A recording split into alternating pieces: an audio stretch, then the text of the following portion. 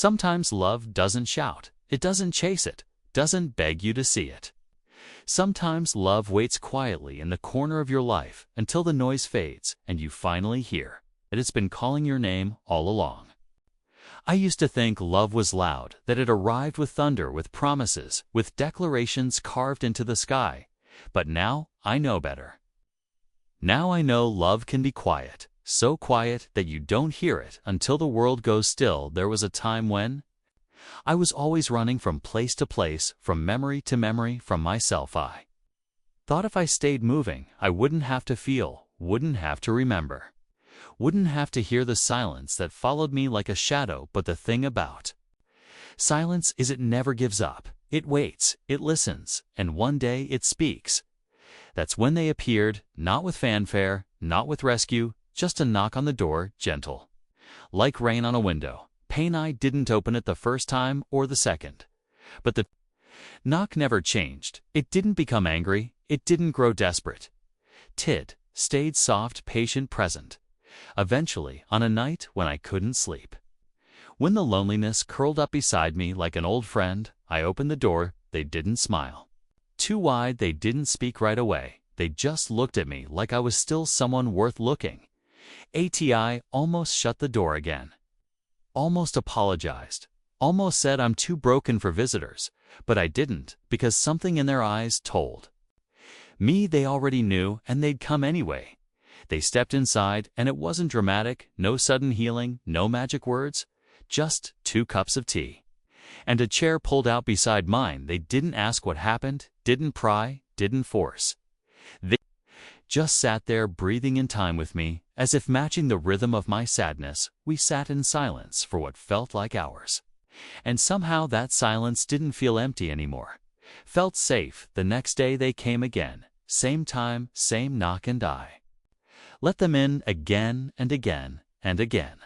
Started noticing things I hadn't before. The way their footsteps never rushed. The way they listened, really listened, even when I wasn't speaking. It'd sit with me in the park under the tree with the crooked branch and read aloud from books I couldn't finish, stories about people who survived, who remembered how to feel, even after forgetting for years. They never asked me to speak, but when I finally did, when I whispered, "It hurts," they nodded, like they'd known all along. One day, I asked them, "Why do you keep showing up?" They looked at me soft and steady and said, "Because I love you." Not with fireworks, not with poetry, but with presence, with patience, with quiet things that last. I didn't know what to say, so I said nothing, and they didn't need me to. That night, I lay in bed listening to the wind tap at my window. And for the first time, it didn't feel like a haunting. It felt like a song, the kind of song you hum without realizing. The kind that reminds you you're not alone in the mornings. They'd leave notes on my doorstep, little folded words like, "You're still here. That's enough. And you don't have to earn rest." And once, just, "I'm proud of you." I kept them in a wooden box, the one that used to hold pieces of my past. I called it my quiet box because every note inside made the silence softer eventually. I asked them to stay for dinner. The food was burned, the table cluttered, but they smiled as if it was the finest meal they'd ever had. They didn't need perfection. They just needed presence, and in their presence, I began to remember who I was.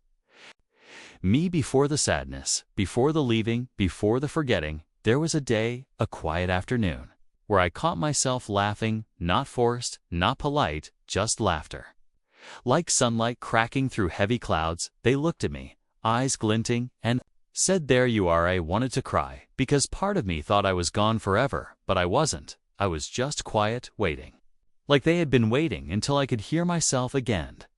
Maybe that's what love is, not noise, not urgency, but a whisper that never stops whispering, even when the world gets too loud to hear it. Sometimes healing looks like nothing at all. No fireworks, no grand milestones, just waking up and realizing you don't dread the light through the window anymore. They came again that morning. Same knock, same warmth, same silence that spoke louder than any words. We walked to the garden behind the old chapel, the one no one tended anymore. Weeds and wildflowers had claimed the stones. But to them, it looked like poetry. They crouched down, brushed dirt away from the roots of something unknown, and smiled, saying, "Sometimes things grow, even when no one is watching." Looked at them, at the way they could see beauty in the abandoned, and I wondered what they saw in me. Maybe they saw a garden too. Overgrown, forgotten, but still alive. That day, they taught me how to plant something not big, not symbolic, just a small green stem in soft earth. Like a promise that even I could tend to something gentle. We didn't speak much, but that was the language we shared. Doing, being, breathing together. Later, we sat on the stone bench near the wall and watched as birds fought the wind, tiny wings beating against the storm, and they said, "That's what you've been doing, you. Vi been flying into storms your whole life, and you're still here." We didn't cry, not then, but something cracked open, something that had been waiting for softness. That evening they didn't leave right away. We sat on the floor surrounded by music I hadn't played in years. Vinyl records, dusty, worn, but still beautiful. They asked if they could play one. I nodded, and they chose a song I had once loved. The melody wrapped around us like a blanket. And for a moment I remembered how it felt to be Holly. Looked at them sitting across from me, eyes closed, listening with everything they had danned. I realized something. They weren't healing me. They were reminding me that I could heal myself. They were just the space, the stillness, the safety. That night, I wrote my first letter to myself. Dear me, you are still here. You are still worthy. Even now, especially now, I've folded it, gently placed it in the quiet box, and let the silence bless it. Though next morning there was a note on my window. I'm proud of you. Not for changing, but for staying. I traced the words with my finger. Let them settle into my bones. We started walking further each day. Through streets that once held only shadows, now holding fragments of light. They told me once, you don't have to be loud, to be brave. You don't have to be bright to be seen. You just have to be here. I carried those words like a lantern. Small, but enough to guide my next step. On one of those days we passed the bridge, the one I used to stand on when the ache felt unbearable. I paused, and they stopped beside me. Told them this was the place I almost let go. They didn't speak, didn't flinch, just reached out and took my hand. We stood there together, not running, not escaping, just being, and it was the bravest moment of my life. Later that week, I started humming again in the kitchen by the window, in the bath, little melodies, wordless but real. They noticed, but didn't say anything. They just smiled and kept humming too. Sometimes they'd bring me stories, scraps from books, clippings from papers, lines from poems, all circled with care. One of them read, "Love does not rescue. It remembers." I kept that one, pinned it above my desk, and read it every time I felt myself fading. There were days I still crumbled, still hid under the covers, still felt the weight of before. But they never left, never made me feel small for feeling on. One of those hard days, they simply placed a candle by my bed, lit it, and said, "Even when everything else goes dark, let this be enough." And it was slowly this way. I started talking more, not about the pain, but about the dreams I told them, about the stories I used to write, the way I once believed words could change the world, the way I used to change mine with them. They asked to read something, and I said one day because I wanted to, not because I owed a hand. That was new, that was healing. One morning, they brought me a book, hand-bound pages, soft and uneven inside. It was blank. They said, "This is for the new stories, the ones that haven't been written yet." He held it like it was something sacred, because it wasn't on the first page in the corner. They'd written, "When you're ready, the page will wait." Some things take longer to grow, not because the soil is wrong, but because the roots need to remember how to trust the earth. Woke to the sound of soft rain, and for the first time, it didn't feel heavy. It felt like something was being washed clean. They arrived with wet hair and 2 steaming cups of tea. No words, just warmth passed from one hand to another. We sat by the window, watching the droplets race down the glass, and they said, "Healing is what happens when you stop pretending you're cute. You're I didn't pretend that day. I let the silence stay. I let the sadness breathe.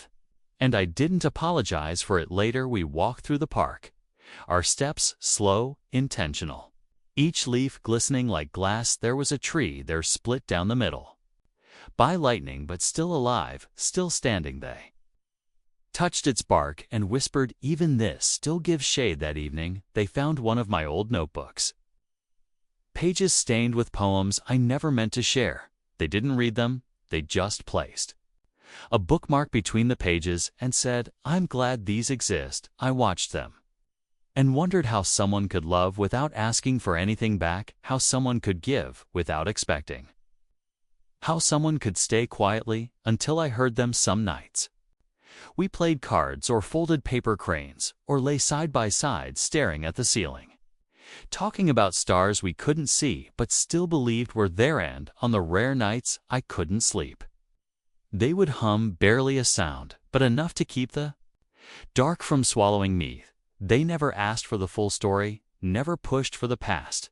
They just let me be the version of myself I was that day. And somehow that was always enough. One day I took them to the attic, where the boxes were stacked heavy with memory, full of things I couldn't bear to look at. They didn't say anything, just sat with me as I opened each one, photo by photo, memory by memory, grief by grief, and when I couldn't keep going, they said, you don't have to do it all today. The past isn't a test you have to pass. We left the boxes open, and somehow that felt right. There was one box smaller than the rest, labeled only with my name inside. A letter I had written years ago, to no one, to everyone. I read it aloud, voice shaking, hands trembling, and when I was done, they took the letter, folded it, and placed it in the fire. Some things are not meant to be carried forever. The ashes curled into the air like goodbye finally said, and I felt lighter. In the weeks that followed, I laughed more, not loud, not often, but real. They started calling me sunshine on the days I smiled without realizing, and I started believing it just a little. I began writing again, not about pain, but about softness, about light, about them. And one day, without meaning to, I read something I had written aloud. Their eyes filled not with pity, but with pride. They said, I knew your voice would come back. I just didn't know it would sound so beautiful. That night I fell asleep with the window open, letting the night breeze touch my skin. No fear, no walls, just peace. The next morning I woke to find a paper taped to the mirror, one sentence in their handwriting, look how far you've come. I stood there, barefoot, sleepy-eyed, and believed E.T. finally believed it. The days grew longer, but not just in hours, in meaning, in light that lingered past its time, as if the sun was learning to stay a little longer. 2. We began a new ritual, a walk at dusk where the world was neither day nor night, and everything felt safe again. They would point to constellations I couldn't see, but I would nod anyway, because even their belief made the invisible seem real. Sometimes they told stories from their childhood, ones where they were small and scared, and suddenly I didn't feel so alone in my old wounds. We collected fallen leaves, pressed them in a book, and on the cover they wrote things that used to fall but still held beauty. I didn't know healing could feel like this, not dramatic, not sudden, just quiet, consistent, like the tide. One morning they showed up with a plant, small, wilted, forgotten, on a clearance shelf. They placed it on my windowsill and said, this is us. It doesn't look like much now, but just wait. We watered it together, spoke softly to its leaves, and in time, green returned. I don't know when it happened, but somewhere between the silence and the small kindnesses, I stopped expecting them to leave. On that terrified me, because believing someone will stay means you've let them in, means you've given them the part of you that aches. When someone walks away, they notice the shift. Of course they did. That night we sat on the roof, wrapped in blankets, drinking cocoa under a moon that looked too close to be really. Asked, why me? Why have you stayed? They looked at me not with surprise, but with patience, and said, because you are always worth staying for. I didn't cry, but I wanted to. Instead, I leaned my head against Their shoulder, and for the first time, let someone hold my weight without guilt. Later, they taught me to bake. We ruined the first 3 attempts. Laughed so hard, we cried, and somehow those burnt cookies meant more than anything sweet I had ever tasted. They let me decorate the kitchen window with old drawings, ones I had hidden for years, and they called it my gallery of gentle beginnings. Made mistakes, said the wrong things, pulled away some days, but they never called me difficult. They just stayed quietly until I reached back out, and one evening in the middle of a thunderstorm, they ran back from their car, soaked, panting, just to say, "Forgot to tell you you're doing great." Then they left again. No need for thanks, no need for more. I stood at the door, heart full, and whispered it to myself until I believed I'm doing great. That week I wrote them a letter, simple, soft, full of words I had once buried. I placed it on their pillow, no signature, just a sketch of a small plant growing. They never brought it up, but they started humming that night the same tune they used to when I couldn't sleep. And when they couldn't sleep. And when 8. Only Ruby Kiss has the luxurious texture that, yes, and live slicks last. When I slash with, it is slash dio quas, may slash call, may slash concede. Your slash beles quase, we slash beles can lef by belet, we slash qued, we selide, it slide, kid, on its side lad, I ka sibi kikisit bit to me sa sikwi kis we lits kisika kibit to guy tides to cause it's a kid, it's it they be stick pitit. I knew they had heard me.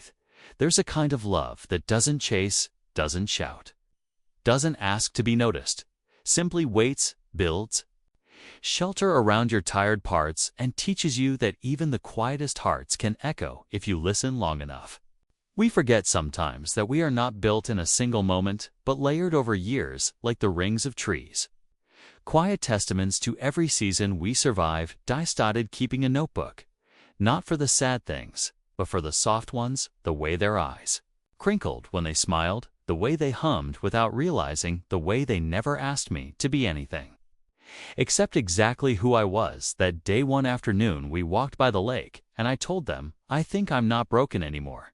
Just mending. They didn't rush to agree, didn't say something wise. They just reached out, held my hand, and said, mending is enough. There were days, of course, when old echoes returned, when I doubted, when I flinched at kindness, when I couldn't understand why someone would choose me on. Those were the days. They stayed even closer.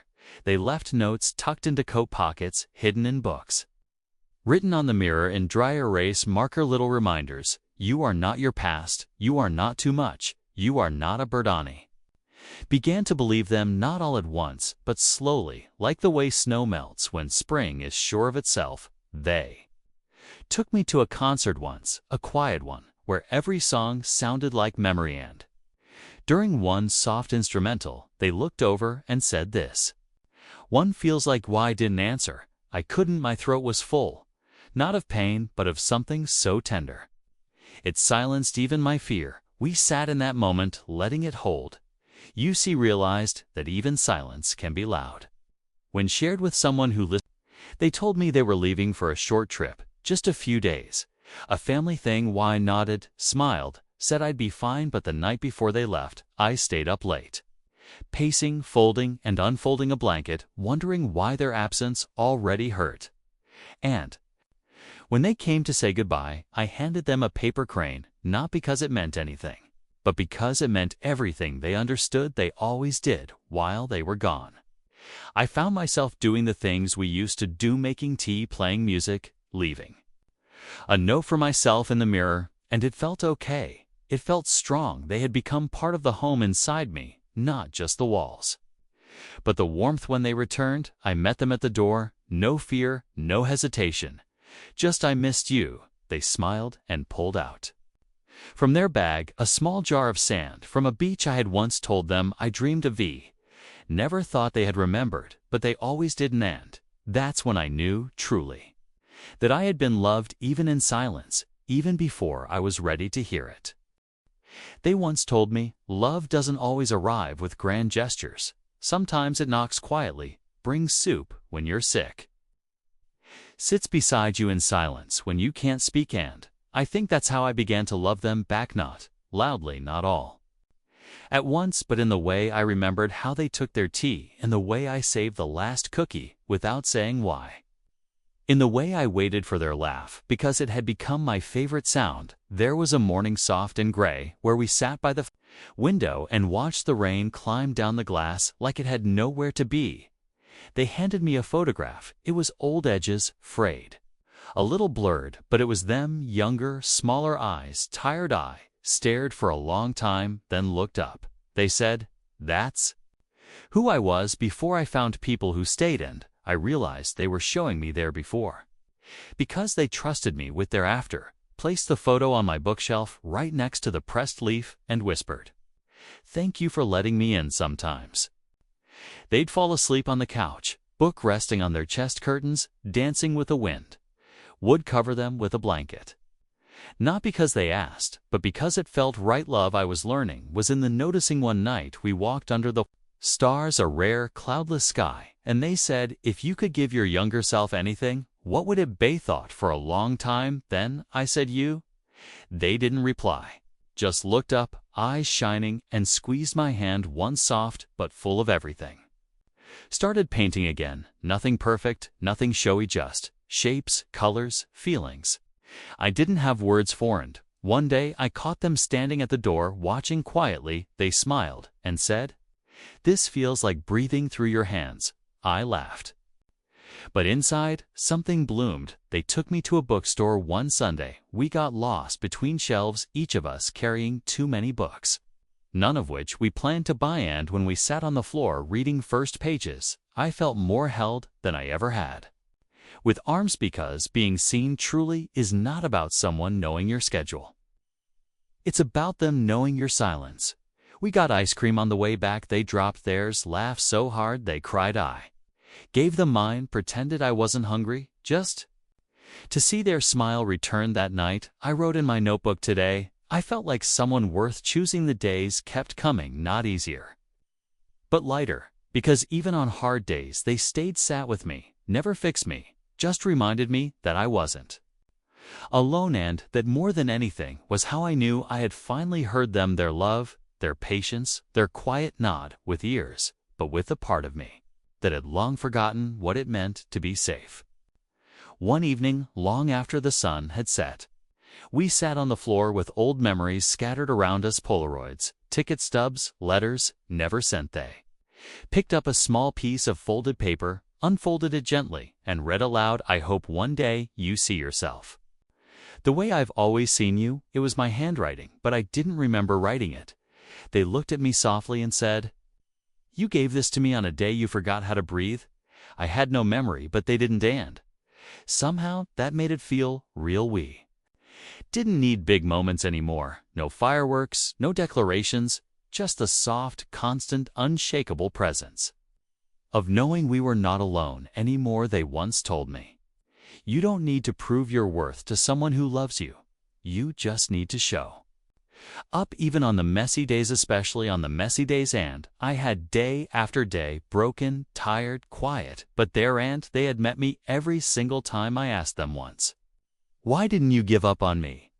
They smiled, that small, knowing smile, and said, "Because you never gave up on the world, even when it didn't love you back. You kept walking, that was enough for me." We took a trip in spring to a place where the mountains wore clouds like shawls, where the river sang lullabies to the stones. We hiked slowly, stopping often to breathe, to listen, to feel, and at the top, where the wind whispered everything and nothing, I turned to them and said, "You were the friend who loved me quietly until I finally heard it." Did you know that they didn't answer right away? Just reached out, held my face in their hands, and nodded, not because they needed to be right, but because they knew I was. We stood like that, in the hush of that high place, the world far below, and every wound, every silence, every ache felt like it had led here not to a perfect ending, but to an honest one. I no longer feared the quiet, because they had lived in it. With May no longer feared love, because theirs had asked nothing except that I let it stained. I no longer feared being seen, because they had seen me in my worst and still chosen to stay that night by the fire. They fell asleep first and I stayed awake, just long enough to write one final line in my notebook. I used to think love had to be loud, but then you whispered, and I finally heard it.